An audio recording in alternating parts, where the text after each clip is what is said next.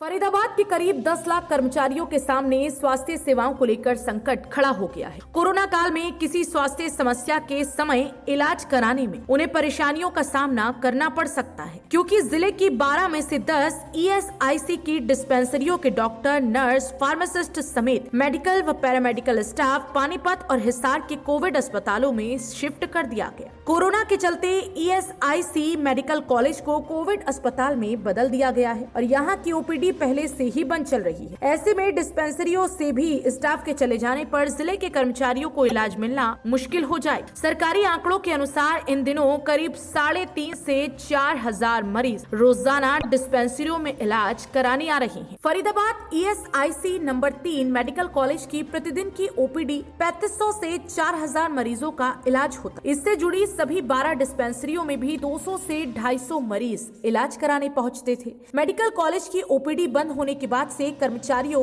व मजदूरों को इन डिस्पेंसरियों का ही सहारा बचा था। ऐसे में मजदूर पूछ रहे हैं कि वह इलाज कराने कहां जाएंगे। हरियाणा सरकार ने दूसरी बीमारियों से जूझ रहे मजदूरों के इलाज का कोई वैकल्पिक इंतजाम नहीं किया है। फरीदाबाद के लाखों कर्मचारी जिनके इलाज का पैसा पहले से ही ESIC में जमा है, वह इलाज के लिए कहां जाएंगे। इसके बारे में ESIC के डायरेक्टर जनरल, मुख्यमंत्री और डिप्टी मुख्यमंत्री को कांग्रेस के NIT विधायक नीरज शर्मा ने पत्र लिखा है कि डिस्पेंसरी को बंद न करे। कुछ निजी अस्पताल संचालक सरकार से मिलजुल के इसको अपने हाथों में लेना चाहते हैं। हमने मुख्यमंत्री जी को पत्र भी लिखा है। इस विषय में मेरी केंद्रीय मंत्री कृष्ण पाल गुर्जर जी से, बड़े भाई मूलचंद शर्मा जी से, सीमा तिरखा जी से बात भी हुई है और ये फरीदाबाद की जनता के साथ अन्याय होगा, क्योंकि प्राइवेट अस्पताल तो बहुत है फरीदाबाद में। आज गरीब आदमी कहां जाए। ESI का मेडिकल कॉलेज, जिस ESI श्रमिक ने जिंदगी भर दी, वो वहां घुस नहीं सकता। BK की जो स्थिति है वो आपको पता है। और ये जो कोरोना महामारी आई, इसके अंदर प्राइवेट अस्पतालों का क्या रूप निखर के आया, ये भी हम सब ने देखा। एक तरफ शासन प्रशासन दावा करता है कि हमारे पास डॉक्टर्स की कमी है, पैरामेडिकल स्टाफ की कमी है। अगर जो कमी है तो हमारे 38 डॉक्टर समेत 136 स्वास्थ्य कर्मचारी पानीपत और हिसार भेज दिए। फरीदाबाद के अंदर समाज सेवी संस्थाएं भी बहुत हैं, सब मिलजुल के सहयोग भी करेंगे। मेरी माननीय मुख्यमंत्री जी से मांग है कि मुख्यमंत्री जी, फरीदाबाद के लोगों को इतना दुख और ना दिया जाए। उनके हितों को ध्यान में रखते हुए, गरीब आदमी के हित को ध्यान में रखते हुए, मजदूर तबके के हित को ध्यान में रखते हुए, और अब तो मिडिल क्लास की भी हालत खराब होती जा रही है, क्योंकि काम धंधे बंद हैं, दुकानें चल नहीं पा रही कोरोना के अंदर, जो खुल भी रही हैं, लोग जैसे तैसे अपना गुजारा कर रहे हैं। प्राइवेट अस्पताल ऑलरेडी बहुत हैं, अम्मा का मठ आने वाला है। कृपया इसको प्राइवेट हाथों में मत बेचो। ये फरीदाबाद की जनता ने अपनी खून पसीने की कमाई से सेक्टरों की जमीन पे ये बिल्डिंग बनी पड़ी है। ये सरकारी बिल्डिंग है, इसमें सरकारी स्वास्थ्य सुविधाएं लोगों को दो, जिससे फरीदाबाद के आम जनमानस को फायदा हो। यही बात मैं आपसे कहना चाहता हूं। बहुत बहुत आपका धन्यवाद। आपका भाई, आपका बेटा विधायक नीरज शर्मा।